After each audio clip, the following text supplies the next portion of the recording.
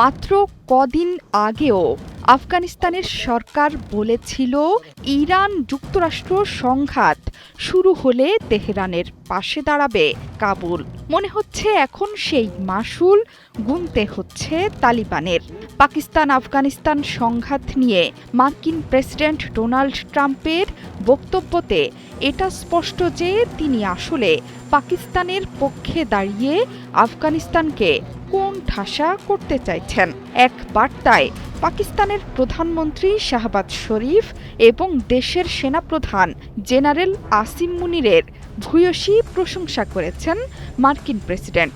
তার মতে দারুণ জবাব দিচ্ছে পাকিস্তান। যদি সেটা না হতো তাহলে তিনি নিজেই এই সংঘাতে হস্তক্ষেপ করতেন। তোমার থেকে এই ওয়ালটেনই ভালো, 75% পর্যন্ত বিদ্যুৎ সেভ করে। ওয়ালটন তোমার থেকেও ভালো, কোনো নয়েজ করে না।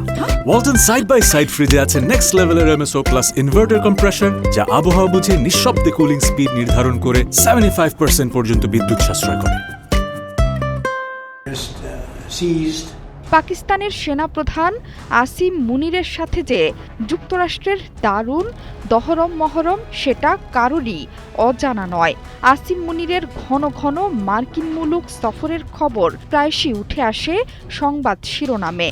অন্যদিকে কদিন আগেও আফগানিস্তানের বাগরাম ঘাঁটি পুনরায় নিজেদের দখলে নিতে চেয়েছিল মার্কিন যুক্তরাষ্ট্র।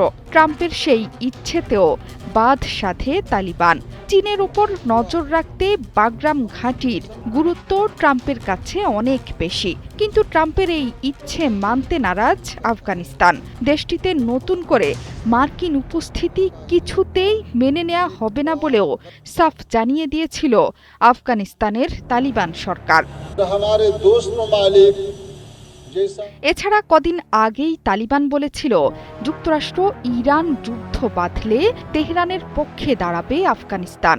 সবশেষ তালিবানের এই বক্তব্যেই ক্ষেপে গিয়ে মার্কিন প্রেসিডেন্ট আফগানিস্তানে মিত্রদেশ পাকিস্তানকে দিয়ে হামলা চালিয়েছে বলে আশঙ্কা করছেন সমালোচকরা।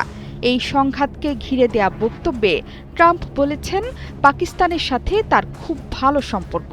এই ইস্যুতে ইসলামাবাদকেই অগ্রাধিকার দিচ্ছেন মার্কিন প্রেসিডেন্ট। পাকিস্তানের প্রধানমন্ত্রী শাহবাজ শরীফের পাশাপাশি সেনাপ্রধান আসিম মুনিরের প্রশংসা করেন মার্কিন প্রেসিডেন্ট। পাকিস্তানের সামরিক বাহিনী বলছে অপারেশন গজব লিল হকে এখন পর্যন্ত ২৭৪ জন তালিবান সদস্য ও অন্যান্য সশস্ত্র গোষ্ঠীর সদস্য নিহত হয়েছেন। আহত হয়েছেন ৪০০ জনের বেশি। পাকিস্তানি সেনার মৃত্যুর তথ্য দিয়েছে আফগানিস্তানও। দুই দেশের মাঝে চলছে চরম উত্তেজনা। দুই প্রতিবেশী দেশের যুদ্ধে সামরিক সক্ষমতা এগিয়ে পাকিস্তান।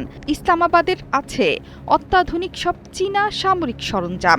এছাড়া দেশটির পারমাণবিক শক্তিও তীব্র। অন্যদিকে তালিবানের হাতে আছে মার্কিন সরঞ্জাম। ২০২১ সালে ক্ষমতা দখলের পর যুক্তরাষ্ট্রের অত্যাধুনিক সব সামরিক সরঞ্জাম জব্দ করেছিল আফগানিস্তান। জোহরা চৌধুরী সেতু, ৭১।